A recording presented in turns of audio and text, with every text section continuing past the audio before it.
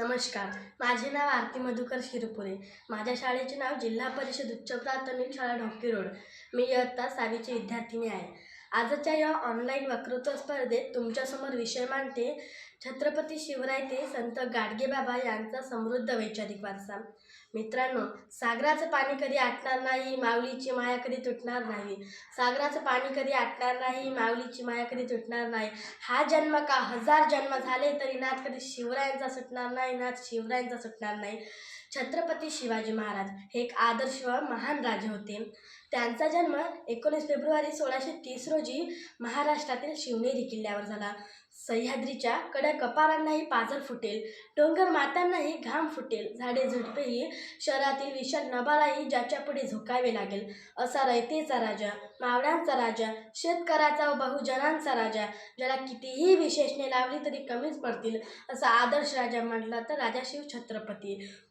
अरे मरने के बाद भी अगर जीना चाहते हो ना, तो पढ़ने के लायक कुछ लिख जाना या लिखने के लायक कुछ कर जाना। मित्रांनो, शिवाजी महाराजाचं नाव जर हातावर कोरायचे असेल तर तुमचे हात कोणतेही अनैतिक काम करणार नाही याची काळजी घ्या। शिवाजी महाराजाचं लॉकेट जर गळ्यात घालायचं असेल तर तुमचं वर्तन चुकीचे असणार नाही याची काळजी घ्या। शिवाजी महाराजाचं नाव जर तोंडात घ्यायचं असेल तर तुमचे तोंडात कोणतेही व्यसनी पदार्थ राहणार नाही याची काळजी घ्या।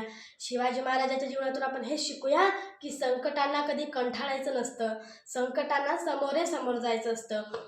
कुणी नावे ठेवली म्हणून थांबायचं नसतं, आपलं चांगलं काम आपण करायचं असतं। अपमानाने कधी खचायचं नसतं, जिद्दीने बळ वाढवायचं असतं।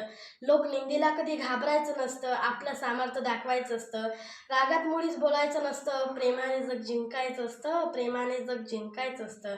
मित्रांनो, शिक्षणाचा गंधही नसताना अनुभवाच्या आधारे जीवनाविषयी तत्त्वज्ञानाचा सुगंध चौफेर पसरवणारे संत गाडगेबाबा हे एक महान संत व तत्त्वज्ञानी होते। म्हणतात ना, जगाच्या कल्याणा संताच्या विभूती, देह कष्टविती परोपकारे। मित्रांनो, माणसाच्या हृदयातील देव शोधून दाखवणाऱ्या संत गाडगेबाबा अंधश्रद्धेला प्रखर विरोध केला।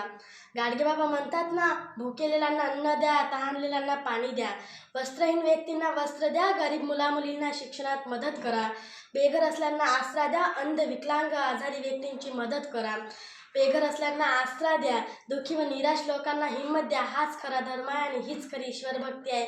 शेवटी एवढंच म्हणेल, साधी राहणे उच्च शिकवण बाबा तुम्ही जगाला शिकवली, स्वच्छतेचा मंत्र पुकारून भारतीय संस्कृती टिकवली, भारतीय संस्कृती टिकवली।